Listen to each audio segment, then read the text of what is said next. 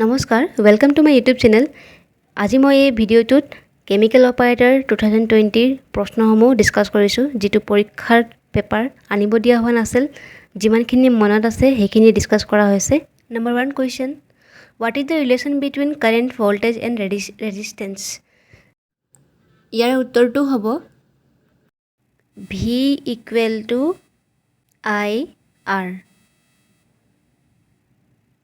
এই কুৱেশ্যনটো দেখি কিনে আপোনালোকে ইয়াৰ এনেকুৱা ধৰণৰ টাইপৰ কুৱেশ্যন আৰু বিচাৰি কিনে ভালকৈ চাই ল'ব।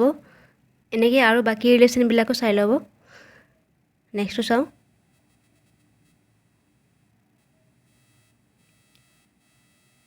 Next question, SI unit of momentum is? মমেণ্টামৰ SI ইউনিট হ'ল, যিহেতু মমেণ্টামৰ আমাৰ ফৰ্মুলাটো আমি জানিব লাগিব। ফৰ্মুলাটো মাছ ইনটু ভেলচিটি।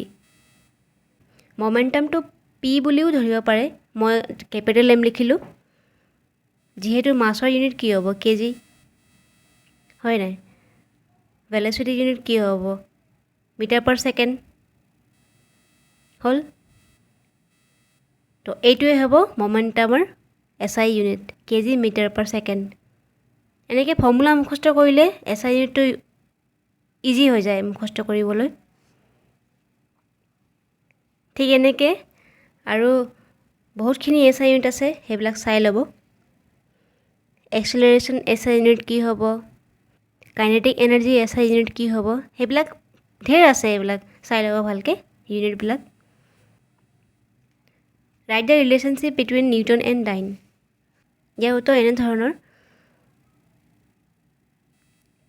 1 নিউটন = 10⁵ ডাইন।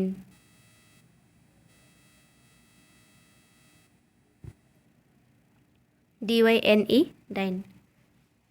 এনেকৈ ৰিলেশ্যনবিলাকো চাই ল'ব ভালকৈ, কাৰ মাজত কি কি ৰিলেশ্যন আছে। এনেকৈ আইডিয়া এটা পাইছে আপোনালোকে কেনেকুৱা টাইপৰ কুৱেশ্যন আহিছে পৰীক্ষাত যোৱাবাৰ। একচুৱেলি এই এক্সামটো 2017তে ফিল আপ হৈছিলে। এক্সাম হ'লগৈ 2020 লাষ্ট ডিচেম্বৰ মাহত। সেইবিলাক কুৱেশ্যনবিলাক মই কালেক্ট কৰি কিনে ইয়াত আপোনালোকক দেখুৱাইছোঁ। পেপাৰটো যিহেতু আনিব দিয়া হোৱা নাছিল, তাকে এনেকৈ যিমানখিনি মনত আছে সিমানখিনি আপোনালোকক ভিডিঅ'ৰ জৰিয়তে দেখুৱাই দিছোঁ, যাতে আপোনালোকক হেল্প হয় নেক্সট এক্সামত। যিহেতু আকৌ ওলাইছে ন'টিফিকেশ্যন, ভালকৈ প্ৰিপেয়াৰ কৰিব। Relationship between barrel and gallon. এইটো হ'ব 1 বেৰেল = 42 গেলন। মই এই ভিডিঅ'টো সোনকালে আনিম বুলি কৈছিলোঁ, কিন্তু গাটো অলপ ভাল নোহোৱাৰ কাৰণে দেৰি হ'ল অলপ, সেইটো কাৰণে বেয়া নাপাব। আৰু এনেকুৱা ৰিলেশ্যনশ্বিপ বিটুইন এইবিলাক চাই ল'ব ভালকৈ, অলপ আইডিয়া পাই গৈছে আপোনালোকে কি ধৰণৰ প্ৰশ্ন আহিছিলে। Speed of sound is maximum in? ইয়াৰ শুদ্ধ উত্তৰটো ছলিড হ'ব, নহ'লে বা অপশ্যনত যদি ষ্টিল দিব ষ্টিলো হ'ব, একে কথা। চাউণ্ডৰ স্পীড সদায় ছলিডত বেছি হয়।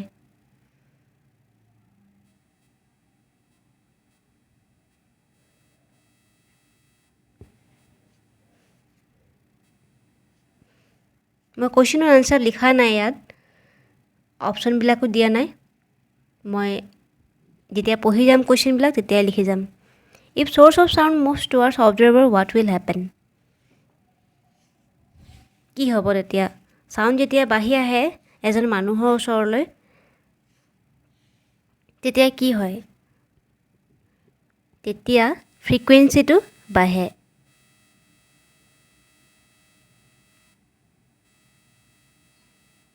ফ্ৰিকুৱেঞ্চি বাঢ়ে, ইনক্ৰিজেছ।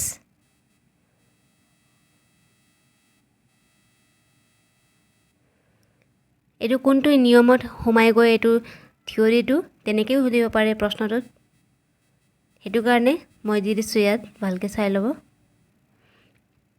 এইটো ডপলাৰ ইফেক্টত সোমায়, এইটো নিয়মটো ডপলাৰ, DOPPER, ডপলাৰ ইফেক্ট। এতিয়া আপোনালোকে আইডিয়া এটা পালে ডপলাৰ ইফেক্ট কি হয় সেইটো চাব পাৰে সেনেকৈ কুৱেশ্যনৰ 6 নম্বৰ কুৱেশ্যন মই যেনেকৈ লিখিছোঁ সেই তেনেকৈ পাব ডপলাৰ ইফেক্ট কি হয়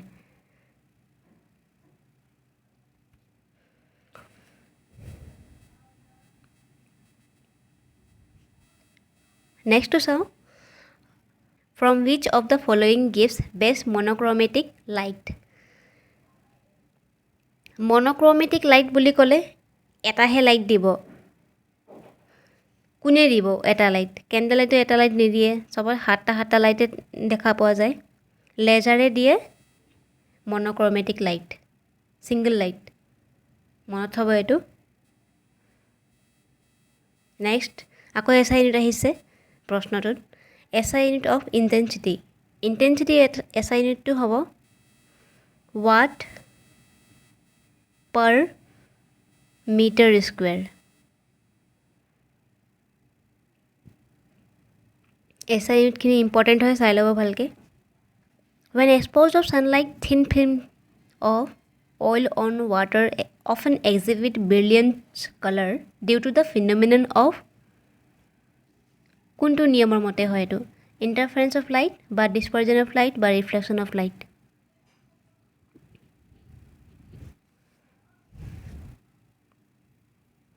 যেতিয়া এটা পানীৰ ওপৰত তেল উপঙি পৰে হেতু সানলাইট পৰাৰ পিছত ব্ৰিলিয়েন্ট কালাৰ দেখা পোৱা যায় নহয়নে হেতু ফেনোমেননটো কোনটো কাৰণে হয় কিহৰ কাৰণে হয় তাৰ আনসাৰটো অপচন নম্বৰ এ হ'ব interference of light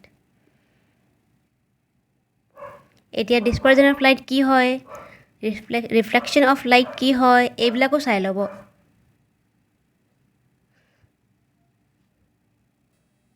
যদি পৰীক্ষা দি দিয়ে এবাৰ তেতিয়াহলে আপোনালোকৰ সুযোগ হ'ব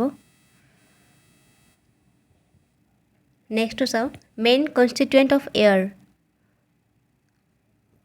ইয়াত সবতকে বেছি পাৰ্সেন্টেজ কাৰ আছে নাইট্ৰজেনৰ আছে তেতিয়াহলে এইটোৱে হ'ব মেইন কনস্টিটুয়েন্টস অফ এয়াৰ কিমান পাৰ্সেন্টেজ আছে যদি হুদি দিয়ে পৰীক্ষাত নাইট্ৰজেনৰ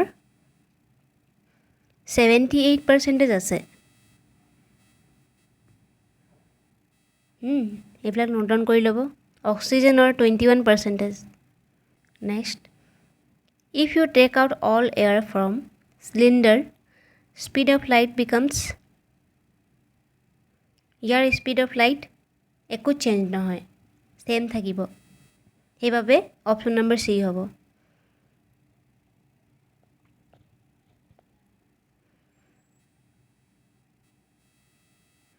electron affinity from left to right in periodic table increases or decreases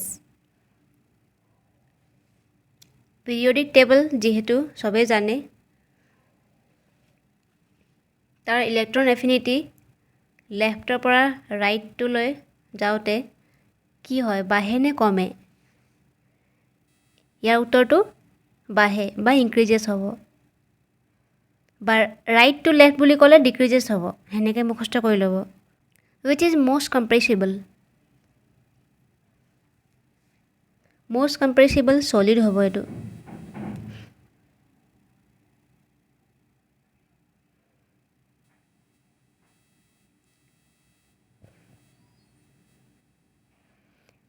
conversion of liquid to gas is called ইয়াৰ শুদ্ধ উত্তৰটো evaporation হ'ব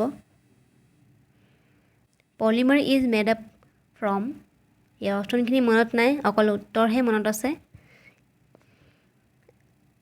ইয়াৰ শুদ্ধ উত্তৰটো monomer হ'ব polymer is made up from monomer strongest material is এপাই strongest material কি হয় diamond হ'ব ইয়াৰ উত্তৰটো next which material does not get corrode এপা শুদ্ধ উত্তৰটো gold হ'ব number 18 which is a mixture ইয়াত মিক্সচাৰটো LPG হ'ব কাৰণ ইয়াত মিক্সচাৰ দুটা আছে বিউটেন আৰু প্ৰপেন সেইভাবে option number C is correct next balance the given equation বুলি কোৱা হৈছিলে। বেলেঞ্চটো জানে চাগে আপোনালোকে, অক্সিজেন দুটা আছে লেফ্ট ছাইডত, ৰাইট ছাইডত অক্সিজেন অকল এটা আছে, নহয়নে? সেইবাবে ইয়াত 2 থাকিব। দুটা অক্সিজেন হোৱাৰ লগে লগে দুটা মেগনেছিয়ামো হৈ গ'ল, তো 2 ইয়াতো থাকিব। এতিয়া চোৱা বেলেঞ্চ হৈ থাকিছে নাই? লেফ্ট ছাইডত দুটা মেগনেছিয়াম দুটা অক্সিজেন, ৰাইট ছাইডত দুটা মেগনেছিয়াম দুটা অক্সিজেন। এইটোৱে শুদ্ধ। 2 mg plus O2 goes to 2 MgO, magnesium oxide মানে। ঠিক আছে, নেক্সটটো চাওঁ। Atomic mass equals to, atomic মাছৰ ডেফিনেশ্যনটো ভালকৈ চাই ল'ব। Sum of protons plus neutrons বা নিউট্ৰন প্ৰটন, যিকোনো প্ৰথমতে ক'লে হ'ল নিউট্ৰন বা প্ৰটন, কিন্তু কাৰ কাৰ প্লাছ হয়? প্ৰটনছ আৰু নিউট্ৰনছৰ। সেইকাৰণে সেইবাবে অপশ্যনটো হ'ব A, correct option A. Next, which element has mass number 14? Mass number কৈছে ইয়াত, এটমিক নাম্বাৰ কোৱা নাই। মাছ নাম্বাৰ বুলি ক'লে সেইবিলাকো চাই ল'ব ভালকৈ। ইয়াত মাছ নাম্বাৰ 14 কাৰ হ'ব? নাইট্ৰজেনৰ হ'ব। সেনেকৈ অক্সিজেনৰ চাই ল'ব, ছালফাৰ চাই ল'ব, ছ'ডিয়াম চাই ল'ব। অকল নাইট্ৰজেন দিছে ইয়াত, তো নাইট্ৰজেনে চাব সেইটোৰ কথা নহয়, বাকীখিনিৰো চাই ল'ব। যদি এইবিলাক সুধি দিয়ে পৰীক্ষাত, অক্সিজেনৰ 16 হয়, কাৰ্বনৰ 12 হয়, বাকীখিনি চাই ল'ব। Next, in periodic table vertical lines are called, vertical লাইন্সবিলাকক গ্ৰুপছ বুলি কোৱা হয়। যদি হৰাইজণ্টেল সোধে তেতিয়া পিৰিয়ডছ হ'ব। Normal human body temperature is, এতিয়া এইটো অপশ্যনটো কি আছিলে মই নাজানো, পাহৰিছোঁ এতিয়া। যদি চেলচিয়াছত সোধে তেতিয়াহ'লে 37 ডিগ্ৰী চেলচিয়াছ হ'ব, 37 ডিগ্ৰী চেলচিয়াছ। আৰু যদি ফাৰেনহাইটত সোধে তেতিয়াহ'লে 98.6 ডিগ্ৰী ফাৰেনহাইট হ'ব। এই দুইটাই চাই ল'ব। Which gas is use to extinguish fire, জুই নুমাবলৈ কোনটো গেছ ব্যৱহাৰ কৰা হয়? ইয়াৰ শুদ্ধ উত্তৰটো কাৰ্বন ডাই অক্সাইড হ'ব।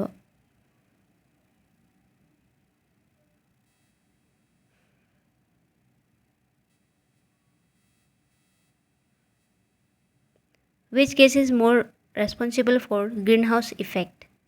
ইয়াৰ শুদ্ধ উত্তৰটো কাৰ্বন ডাই অক্সাইড হ'ব। নেক্সট, LPG হেজ মিক্সচাৰ্ছ অফ, LPGত কি মিক্সচাৰ থাকে? ইয়াৰ উত্তৰটো হ'ব butane and propane.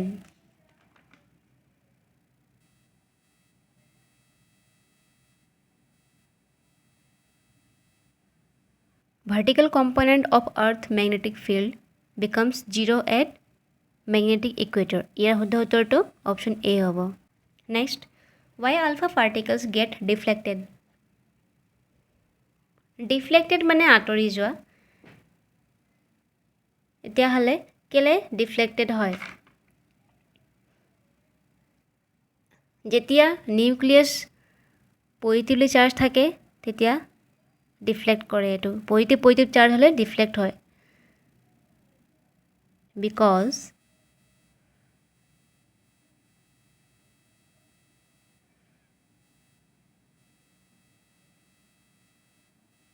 nucleus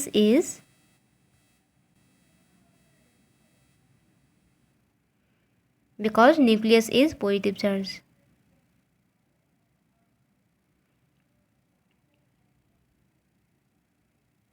positively charge লিখি দিব, নহ'লে পজিটিভ চাৰ্জ থাকিলে আলফা পাৰ্টিকলছ ডিফ্লেক্ট হয়। Number 29, when a particle executing simple harmonic motion passes through the mean position, then velocity will become maximum. velocity কি হ'ব? maximum হৈ পৰিব। নেক্সট আহিছিলে লেটেণ্ট হিটৰ বিষয়ে। এইটো ইমান মনত নাই, অকল টপিকটো মনত আছে।